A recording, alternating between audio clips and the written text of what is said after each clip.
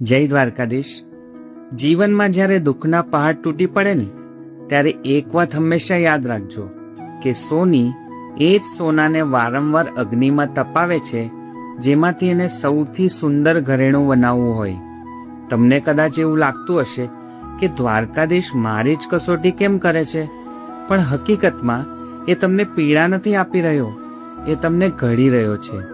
એ તમારામાંથી એક એવું વ્યક્તિત્વ બહાર લાવવા માંગે છે જે દુનિયા માટે ઉદાહરણ બની શકે।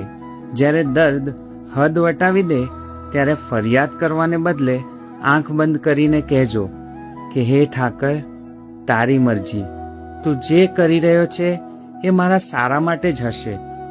એ ગોવાળિયાના હાથમાં છીણી અને હથોડી છે, એ ક્યારે તમારો આકાર બગડવા નહીં દે।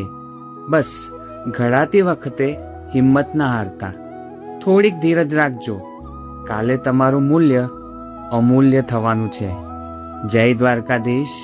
રાધે રાધે।